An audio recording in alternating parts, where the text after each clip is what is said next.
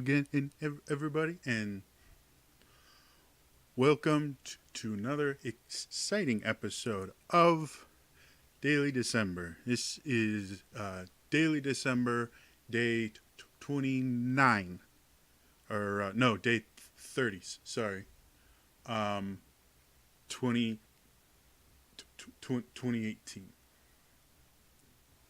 I just gotta check. Yep. So day 30. For those of you keeping track, is currently the 10th of January. So I'm a little bit behind schedule, but if you watch my last video, you'll probably figure out why. It's been pretty rough for me.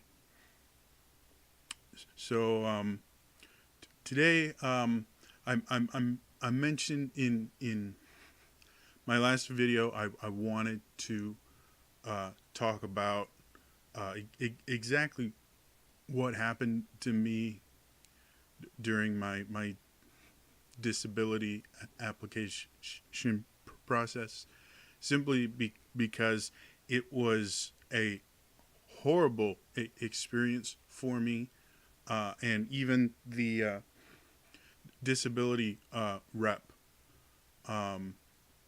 that I wasn't able to get in contact until after I'd been denied the final time was relatively certain that rules had been broken, if not laws, in order to ensure I couldn't get disability. So yeah, for anyone that thinks getting disability is easy, it's not. I have 3 doctors, a psychologist, and 2 therapists that all have actually gone on record and said that I in no way can hold a job and should be collecting disability. And I got denied 4 times, I think.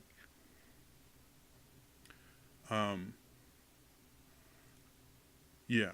So rewind 2.5, 3 years ago. I was in a very bad place, and I believe it was 2016. I think is when when I first applied.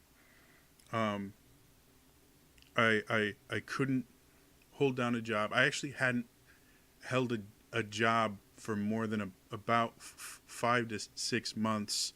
At that point, it'd been 4 years, because every time I'd get to that point, I would slowly start having more panic attacks, and then I'd become suicidal, and I eventually had to choose between the job and my life. And the second to last job I had, I actually was able to quit, prove that it was because I simply was that continuing that job was dangerous for my health, and actually was able to win an unemployment appeal because of it. So I was in a bad situation. I was trying to find any way I could to make some sort of income, so I could do things like pay for food, and other things like that. And I was just running out of ideas on what I could do. And someone mentioned, well, why don't you try for disability? My dad was on disability for I think since I was in high school. And because he was a disabled veteran, and his disability was directly connected to his time in the service. But he had to fight pretty hard for it, and so I started looking into, I mean, I didn't think I really qualified because I just had extremely bad anxiety, and I didn't think you could get it. Sure enough, not only could you, but I at that point was over qualified. They changed the rules for disability eligibility in 2017, and I applied towards the end of 2016, and I can't find the old rules anywhere. So I'm not 100% sure this is what it was, but what I remember was there was kind of two ways to kind of prove you were disabled. One, there were certain things that if you had them bad enough, they would just go, oh, okay, you're disabled. Like if you were a paraplegic or quadriplegic, something like that, they just go, yeah, you're disabled. You can't hold a job. There are quite a few things that qualified under that. One of them was anxiety, and one of the instant yes you're disabled was if you have I again I'm remembering this, so I may be wrong, but I remember it being something like if you have more than one or two panic attacks a week on average for, I think it was a 6-month period or a year period, something like that. Generally, disability itself, it has to either have lasted for a year already or is expected to last a year. Because like if you get cancer, that can qualify you for disability, and they don't want to wait for you to have had cancer for a year, because you know if it's terminal, you're not getting better, and you may only have a year or two. So in this case, I'd been having basically daily panic attacks for years. So I qualified for the kind of, yes, you're disabled. So I called up and I actually did the application over the phone. And that was my first mistake, is that I applied myself and I didn't get a disability rep or a lawyer, something like that. I didn't think I needed it, because I, for the most part, understood the law relatively well. And again, I wasn't going to be arguing my case. I was simply like, I already qualified and I had doctors that would back me up. So I thought that would be it. It wasn't. I got denied on Black Friday of that year. I got denied, which is not uncommon at all, especially for people with mental disabilities. The deck is stacked pretty hard against mental disabilities, because so much of it you can't have a test that proves it. I've been diagnosed, which technically means I have proof that these mental illnesses are real, and I actually suffer from them. But the doctors can't point to a test like they could, like if your leg was shattered, or your knee was shattered and it was never going to be fixable. They can show an x-ray of that, and it's very easy for the judge to understand. Mental illness isn't. So in general, most, the vast majority, I think it's something like 80 or 90% of disability applications for those with mental disabilities are just denied the first time. And their goal is basically to kind of weed people out by just annoying them. So they'll deny you a couple of times just because. So that happened to me, but I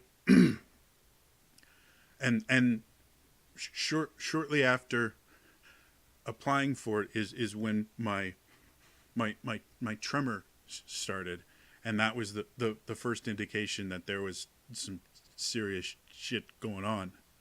I got denied, and it hit me hard because I had sat there and I quoted parts of the law and the definitions and things in my application, and I had cited what part of the law and which section and subsection they were in. So I thought it was airtight, and they just denied me without much of an explanation. It was just like, you don't meet the qualifications for disability. I'm like, and I went into a severely bad depression, and that was when I was committed to psychiatric hospital for my own safety. My therapist thought that I was a danger to myself because of how bad my depression was at that point. So I've talked about this before. While I was there was a dipshit of a psychiatrist who bullied me into taking medication that should have killed me. Had I continued taking the meds and increased the dosage the way he had prescribed, I would be dead. I'm incredibly lucky that I'm not dead. And that started me on a path of just even more really bad crap. I developed serotonin syndrome. I couldn't control my body at all. I had a basically month-long fever. It was a really not fun time.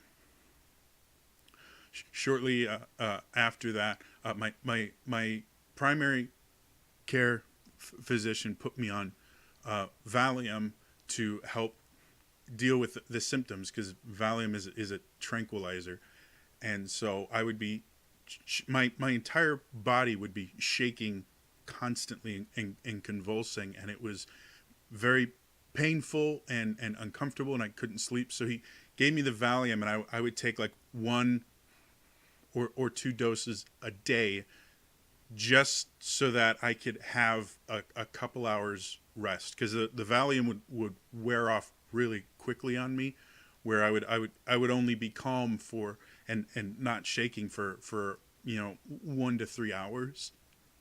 And it also would mess with my mess with my head really bad. I'd be loopy. I'd be just out of touch with the world. So while I was dealing with all that, I appealed it, and it I applied in what was it? I applied in September or August, somewhere around there, and I was denied by November, which is not a super fast turnaround time, relatively average. The second time I appealed, I went over. I was not aware when I appealed that they had changed the laws and basically taken out most of the numerical definitions of you're disabled, and they changed it to a system where they would have 4 areas of function, and your disability had to give you a marked reduction in, I want to say it was marked reduction in 2 or an extreme reduction in 1, or extreme limitation in 1. The difference between, hey, you have to have more than 1 or 2 panic attacks a week, to marked or extreme, is that a marked reduction is subjective. I had doctors say I had marked reductions in many places. The judge decided they were not marked. I can't remember what the third level under marked is. So they changed the rules so that it could be a much more subjective thing, which made it easier for them to deny people, is the whole purpose behind it. So I appealed. I got denied again, which again is not uncommon. The second appeal process has an even lower success rate. And if you don't have a lawyer or something, which at that point I had been contacting law firms and contacting the local disability rep in my county, and I couldn't get anyone to take my case. They, like, I describe the basics of it, and they just no one would take it. So I had to do it on my own. I applied. I got denied again. I think by around May-ish was my second denial. And after you get denied twice, you get to go before an administrative law judge.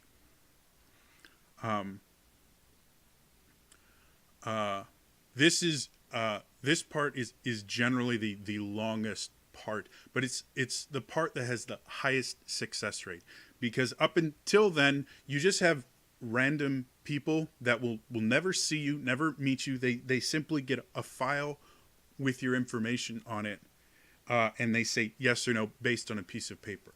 When you see a judge, it's a real person. They can talk to you. They can ask questions, and the approval rate jumps up to something like 50% on average.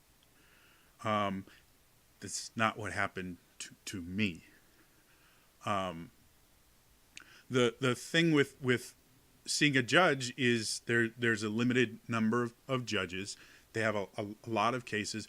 Generally, once you apply to see a judge, you've got about a year waiting period, and sometimes longer. There are some people that are waiting 2-3 years to see a judge, just because that's how the system works. My case, and this is where the disability rep I eventually got to talk to, this is where she started going, something's not right here, and so did I. But before you see the judge, they have to give you 90 days notice, saying your court date is, or your hearing date is 90 days away. That's one of the reasons it takes a year, because it'll take 9-ish months minimum to find a spot for you, and then they have to give you 90 days. So it'll be okay. Within, I don't know, a week-ish, maybe 2 of me applying, not only did I have a hearing date that was exactly 90 days away, so it was literally the fastest court date they could have possibly given me. I was my judge was the judge with one of the lowest approval rates, not only in the States, but also in the country. My particular judge just did not approve disability claims, to the point I think her approval rate was, I want to say, in the low 30s, compared to, again, the national average for seeing a judge. You're in about the mid 50s. So she was massively low. And again, I got I got pushed ahead of other people. I know this for a fact because I know someone else that I won't name that had applied before I had by about 6 months to a year, and had gone through the same process I had, and I believe didn't get their court date until about 6 months ago, almost a year after my court date. So that already was weird that I got a court date so quickly. I got the lowest chance possible to get approved. And then when I went in, the judge was insulting. She was very aggressive. She would cut me off in the middle of statements. She wouldn't allow me to explain things. She would ask questions. She would say, "Do you have things to say?" And then as I started explaining things, she would cut me off with questions and then silence me.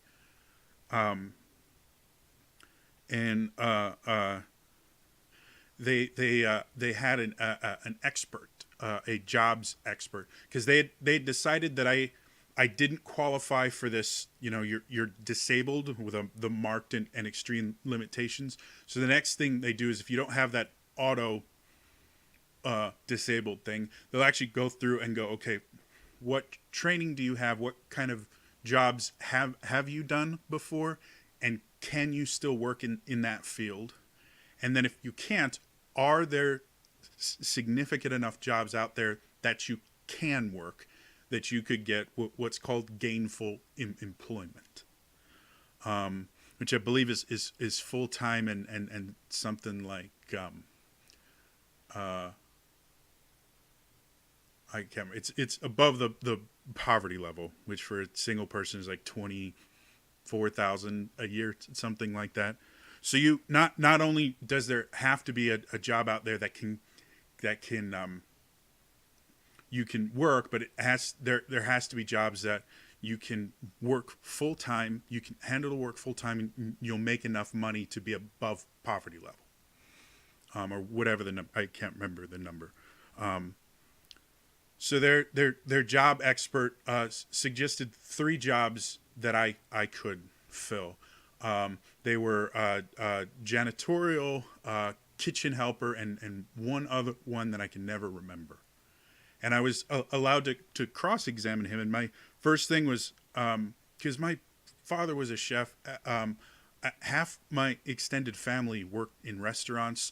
My uncle runs a hotel, and he started off as a chef in the Army, and worked his way up to running an entire hotel chain, the food and beverage service. I'm very familiar with how a kitchen works. I know all the positions. I know how it is.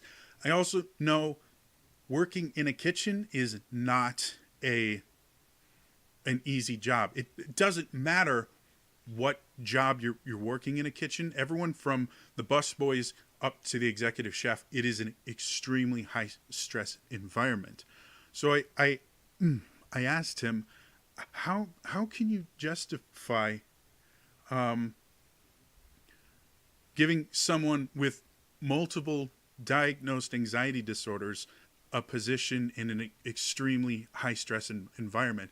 And I asked him, have you ever worked in a kitchen? He said, well, yes, I have. I said, then you know it's an extremely high stress environment. He's like, well, yes. I said, then how can you justify this? This doesn't make any sense. I could not work in that. He's like, well, I'm basing it off the hypothetical that the judge created, not you personally. The hypothetical situation that the judge created. What the judge does is she will create a hypothetical person. Instead of asking, can this person do that? She'll create a hypothetical person that's supposed to represent me. And what I should have done here, and I didn't because I didn't know, is when he said, well, I based it off the hypothetical, not you, I should have followed up with, so what you're saying is the hypothetical does not adequately apply to me, or the applicant in this case. And that would have kind of derailed everything. And the judge couldn't have said that there were jobs out there for me. But I didn't. I just went, oh, okay, I guess I have no further questions. So at the end, the judge goes, is there anything else you'd like to say? He goes, yes. I would like to point out that if he was late to work or missed work more than once or twice in a month, he would not be able to keep gainful employment. They would fire him. And he would also need complete control of both of his hands, because I'd mentioned I had the tremor, and she hadn't actually factored that into my hypothetical. So he said, he would need control of both arms to be able to do this work. Having only one, he'd be unable to attain gainful employment. And the judge cut him off and said, no, that's enough, bye, and hung up on him, because he teleconferenced in. And then she asked me if I had any more questions. I made a final closing statement saying I'm in pain all the time. I'm terrified all the time.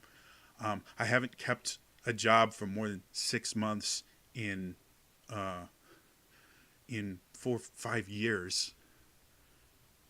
I'm not asking for handouts or anything. I'm simply trying to be able to live. And without this, I won't be able to. She said, fine, whatever, get out of the room.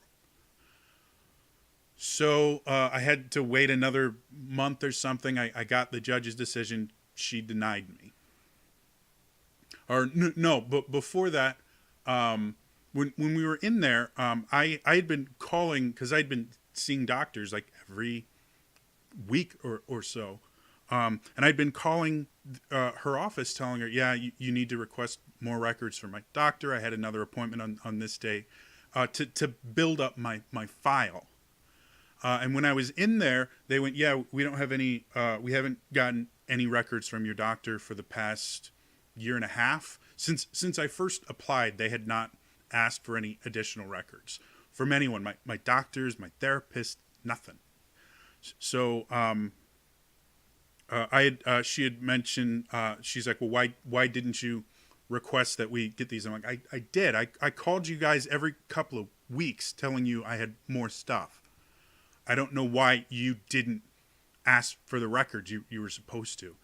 And she kind of said, fine, whatever, we'll request more records, but that will delay my judgment. I'm like, that's fine, I want you to have that. So I got another letter from them saying these are the additional files. They were supposed to give me a copy of my my file. They gave me one at the courthouse, but I lost it. And then I asked for another one, and they never gave it to me, which I'll get into a little bit. But they did send a letter out showing me the additional stuff that they'd added to my file. And I noticed they hadn't requested anything from my therapist. My therapist, I was seeing at that point, I think I was down to once a week, but for a while I was seeing her twice a week, and I'd been seeing her for years. She had the most accurate description of my disability. And so I wrote a letter back saying it would be extremely, I can't remember the words I used, but careless, I think was in there. I'm like, it would be extremely careless for you to make a decision without having all of the information from all of the experts that I've been seeing. And so she did. She asked for the stuff from my therapist. I don't think she read any of it because my therapist had hundreds of pages. And shortly after that, I think it was like a month later, I got my denial. And I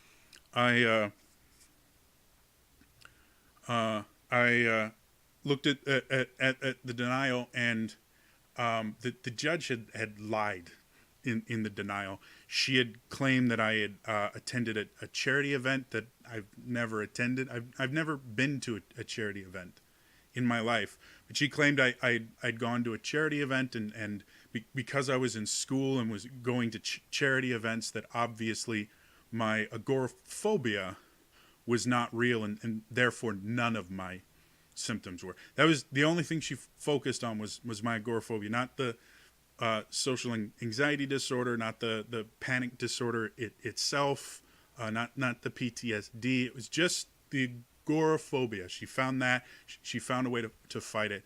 And I looked through everything, and she even said in her statement that their psychological expert that they forced me to go to had said, yes, he's disabled. So she went, yeah, I agree with everything he said except for the disabled part. So I'm gonna take his expert opinion on everything except that he's disabled. And she just threw that part out. She's like, yeah, that he's great, and he actually is an expert in this while I'm a judge, but because I'm the judge, then I'm gonna just choose that. So I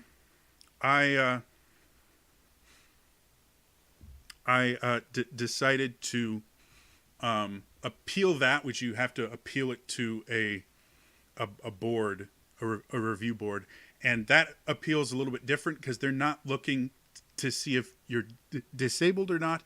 They're looking to see if the judge did something wrong, which she did. She lied, and she had used her own opinion instead of facts to declare me not disabled. And I went through and I wrote this little, like, I don't know, 3-paragraph thing, because you want to keep it shorter. They just don't look at it. I said she contradicted herself here and here. She never gave adequate reason as to why she disregarded your expert's testimony. Oh, and your vocational expert, the job expert, also said that I couldn't, that the hypothetical didn't apply to me. And that's where I finally did say, yeah, she created a hypothetical that didn't apply to me. At that point, I sent it off. I got a final denial notice back, which at that point, I was no longer allowed to appeal. If I wanted to appeal, I had to get a lawyer, and I'd have to pay the lawyer, and it would cost me thousands of dollars, and it just wasn't worth it. But the interesting thing was, the way that final denial goes is they send you the copy, and it'll say on there, you have, or it said on mine, you have 30 days to submit additional evidence that you want us to consider. But as of right now, we received your thing, and we won't make a decision for 30 days. And then after the 30 days is over, they look over all the additional information, and then they do a final thing. That's not what happened with mine. I received my my notice of we received your appeal. You have 30 days, and the next day I received my denial. And looking at the postmarks, they denied my case the same day they mailed out my first acknowledgement letter. So they made the denial before I was even informed I had 30 days to submit additional information, which I was already starting to collect some of it. So that, excuse me. So that in itself was again against the rules. I'm not certain on this, but I believe it's breaking the law, because legally they're not allowed to make the decision for 30 days, and they made it before I even got informed that they'd received my appeal. So that completely wrong.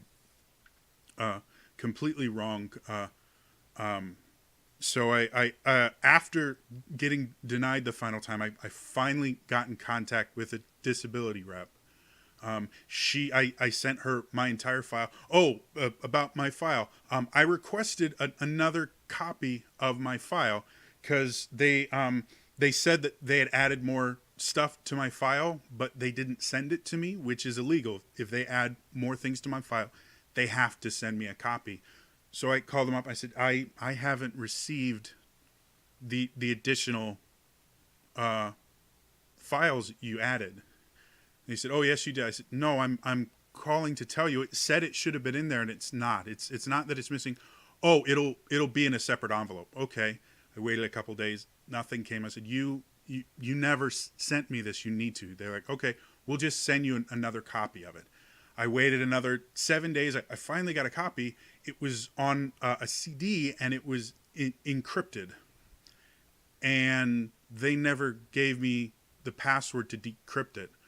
So I never got my file to actually examine so I could make an appeal.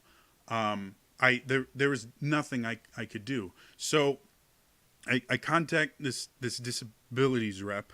I sign a paper that lets her get my file, and she looks it over and says, yeah, this isn't right. I mean, this is glaringly obvious not right.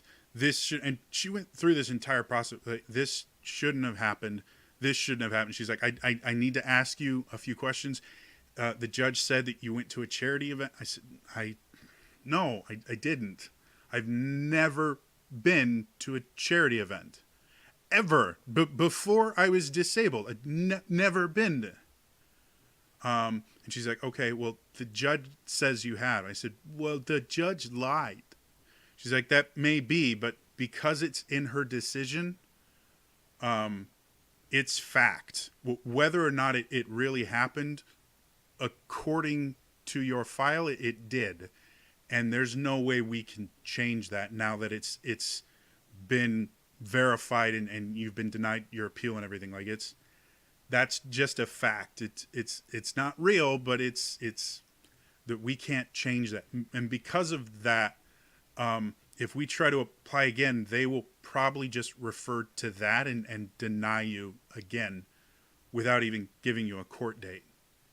I'm like, okay, well, what can we do? Well, let's build up a case and everything. I got to tell you though, your chance of getting this through because of what the judge did and how she denied you, you have basically no chance of this working. I'm willing to walk you through it.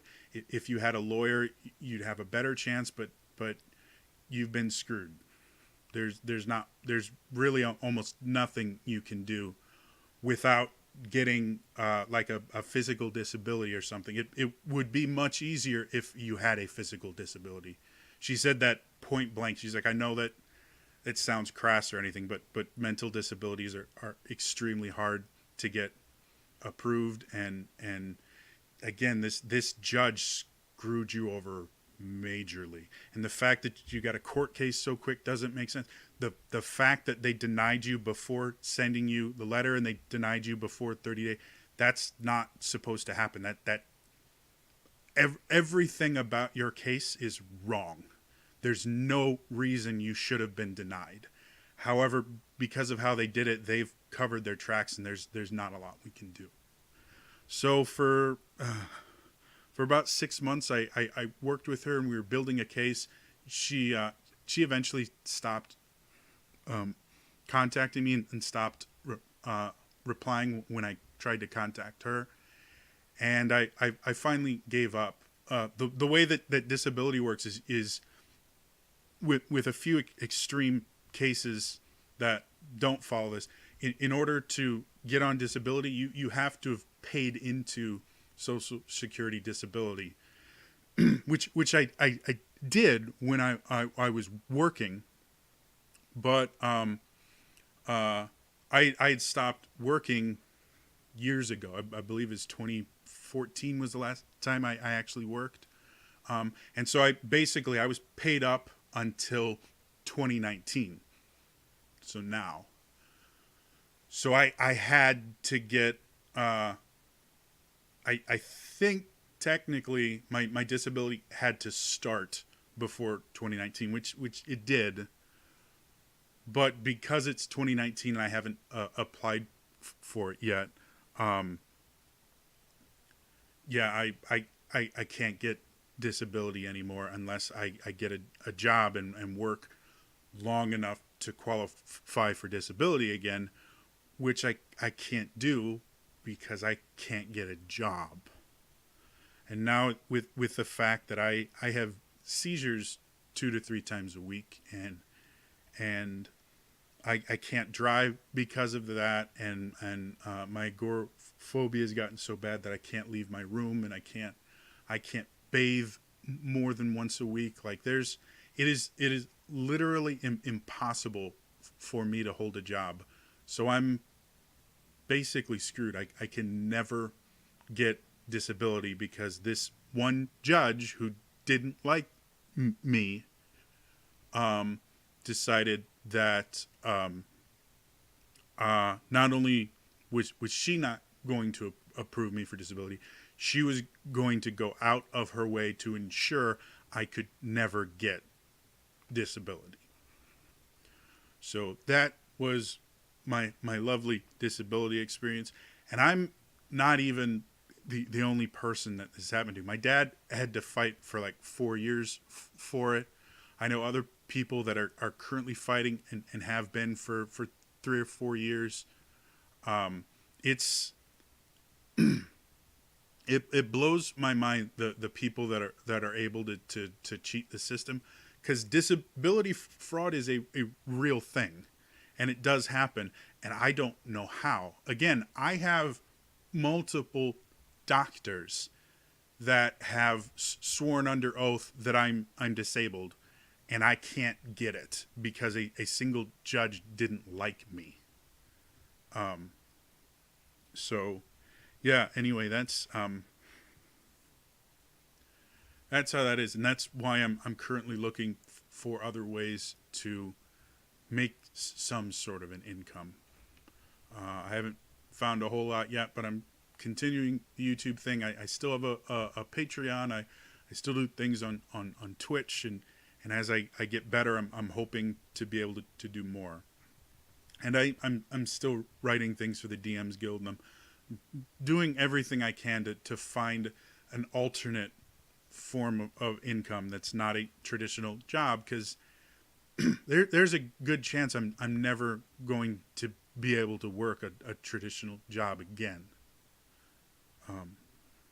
So anyway, that's all for me. I will see you guys for one final Daily December, and then I will probably go back to making D&D content a little bit, a few more in-depth guides, stuff like that. I want to get through Daily December. So anyway, again, that's all for me. See you guys next time. All right. Bye-bye.